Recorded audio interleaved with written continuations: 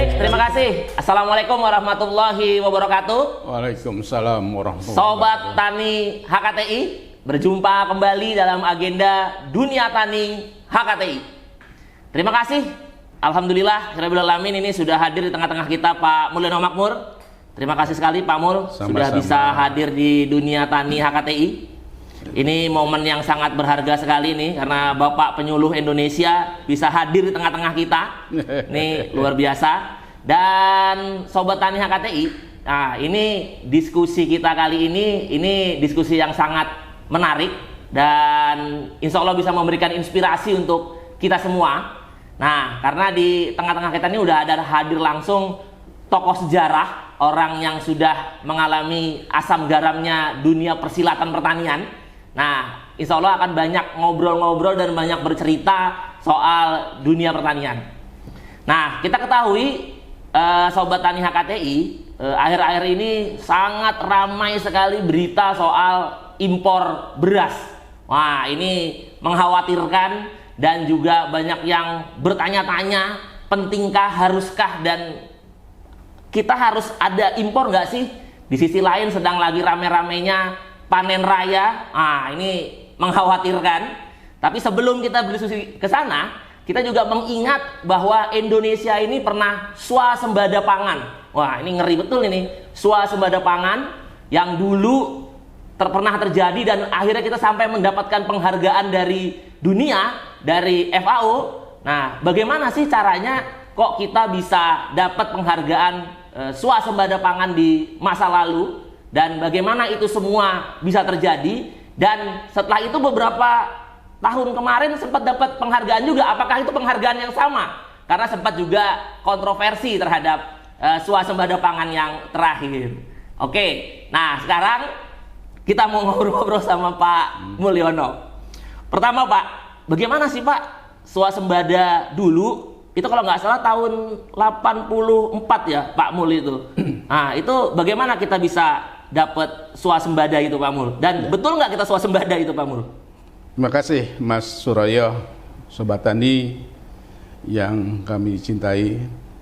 Memang terjadinya suatu proses penghargaan dapat swasembada 1984 itu bukan hal yang bahasa ini bukan ujug-ujug ya, bukan tiba-tiba bangsa ini dapat seperti durian runtuh, tidak. Itu melalui suatu proses yang cukup panjang sebetulnya ya. Ya artinya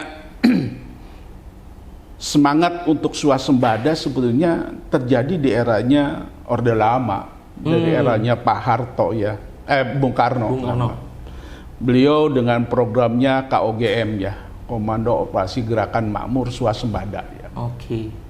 Nah, karena perjalanannya pada waktu itu pasca Indonesia merdeka tidak mulus. Permasalahannya gonjang-ganjing politik, gonjang-ganjing gangguan keamanan, ya deru.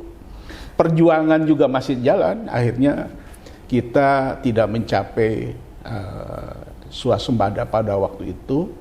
Kita masih impor terus, sementara penduduk berkembang, produksi dalam negeri juga tidak signifikan kenaikannya.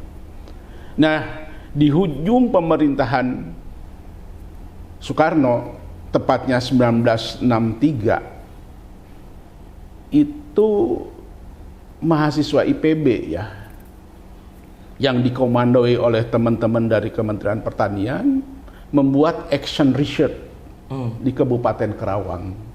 Action research apa? Action research bagaimana menerapkan panca usaha tani lengkap langsung di lahan petani, di bawah bimbingan anak-anak muda mahasiswa IPB. Jadi panca usaha sendiri, panca usaha tani sendiri ada konsepnya dari Profesor Gunawan Satari, mulai dari pengolahan tanah yang baik, benih, pupuk, pemeliharaan tanaman sampai ke panen gitu ya. Jadi artinya disitulah mahasiswa IPB di Karawang itu melakukan action research di lahan 106 hektar. Oke. Bagaimana menerapkan panca usaha? Dan dalam satu musim dia berhasil yang di sekitarnya 4 ton produktivitas dia bisa 6,5 ton gitu. Begitu berhasil itu mencakup di 3 kecamatan ya. Kecamatan tempatnya Teluk Jambe, Kecamatan Tunggak Jati, Tanjung Pura sama Kerawang Timur. 106 hektar itu. Di bawah bimbingan mahasiswa IPB sebagai penyuluhnya dalam tanda kutip. Berhasillah begitu ini produksi jadi 6,5 ton, sementara di sekitarnya cuma 4 ton. Akhirnya pada musim berikutnya dikembangkan di Kerawang 3.000 hektar. Udah 3.000 hektar, udah namanya bukan Action Research atau DEMPAM, udah disebut DEM area.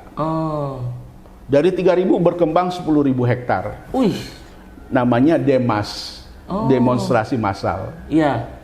Nah, oleh Gubernur Jawa Barat pada waktu itu Pak Masudi namanya. Nama DEMAS ini udah disebut BIMAS.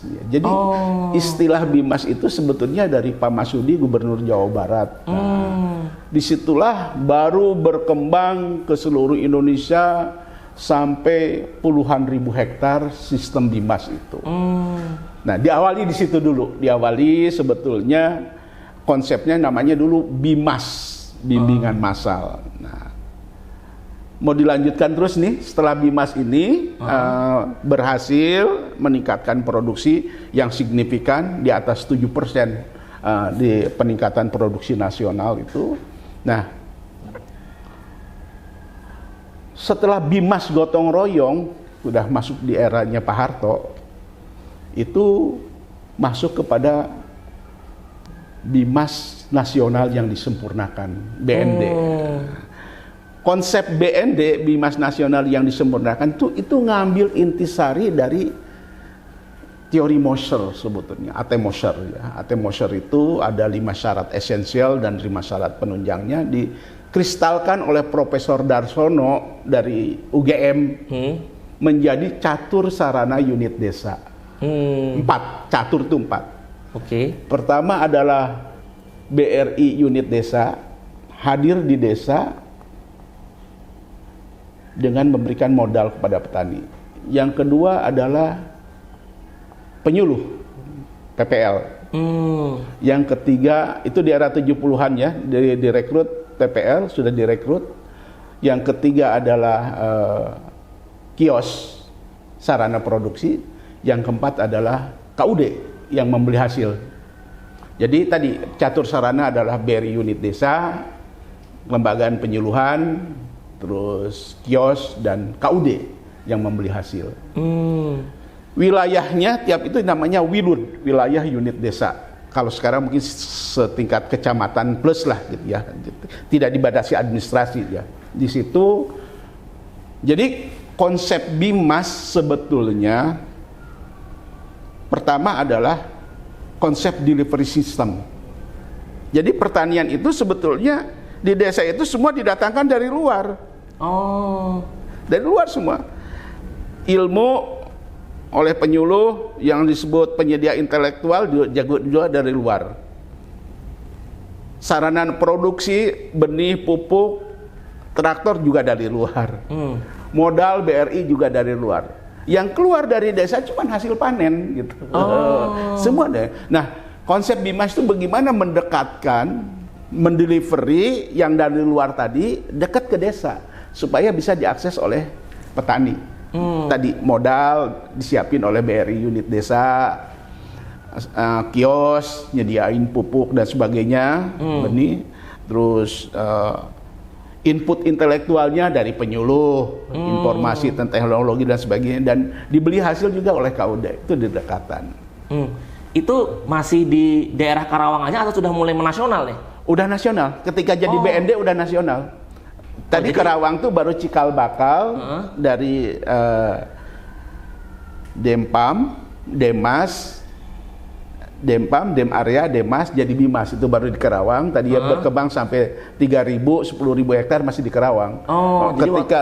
Ketika udah masuk ke nasional, berubah dari Bimas Gotong Royong dan berkembang jadi Bimas Nasional yang disempurnakan. Oh gitu. Jadi waktu zamannya Bung Karno itu dibikin demplotnya itu di Kerawang. Nah ternyata berhasil, bagus. Ya. Nah, akhirnya zamannya Pak Harto ini dikembangkan menjadi nasional. Ya.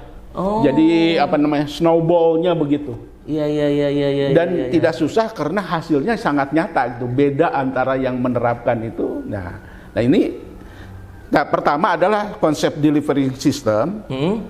Kelompok tani yang di bawahnya namanya receiving penerima. Itu semua menjadi gerakan karena kepemimpinan formal mulai dari gubernur, bupati, wali kota sampai kepala desa itu adalah unsur penggerak Bimas. Kepemimpinan formal, wibawa kepemimpinan formal dan non formal leader. Kontak-kontak tani dan sebagainya termasuk non formal leader itu kiai, pemuka agama, tokoh masyarakat itu informal leader. Jadi tidak aneh kalau pada waktu itu ceramah-ceramah di masjid pun cerita masalah pertanian. Oh gitu? Iya. Hebat sekali. Jadi Pak Mul, inti dari Bimas ini sebetulnya apa nih Pak Mul?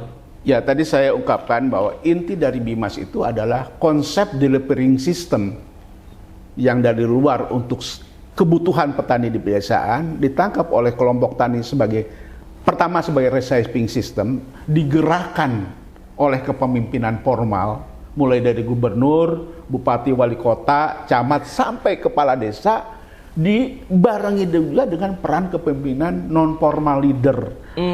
Kontak tani, pemuka agama, tokoh-tokoh masyarakat, mereka bicara pertanian.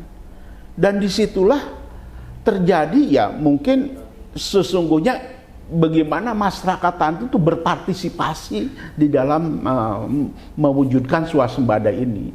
Walaupun ada kesan mobilisasi ya, ada kesan mobilisasi dari kepemimpinan formal, tapi non formal leader ini membangun partisipasi murni dari bawah gitu. Jadi ada perpaduan mobilisasi dan membangun partisipasi daripada peran dua kepemimpinan itu. Nah, disitulah sebetulnya terjadi ada semacam gengsi timbul dari pemerintah daerah, bupati kalau daerahnya itu swasembada.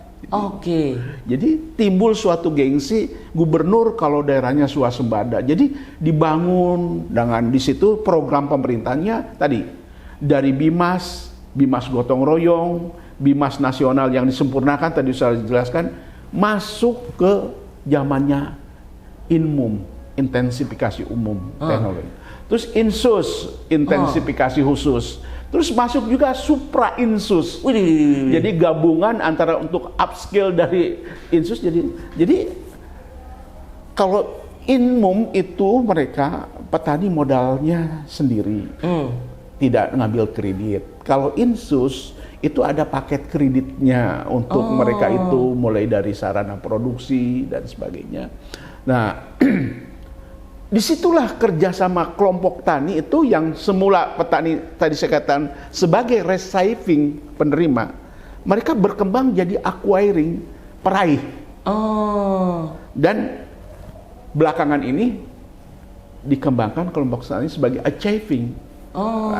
Jadi mereka tidak pasif. Yang semula memang dibangun pasif ya, penerima saja gitu. Ini ada delivering, ini ada receiving. Tapi dikembangkan menjadi acquiring, peraih teknologi dan sebagainya. Nah ini di situ sebetulnya saya mau katakan bahwa di action research yang tadi saya gambarkan mahasiswa IPB itu sebetulnya cikal bakalnya dari penyuluhan pertanian.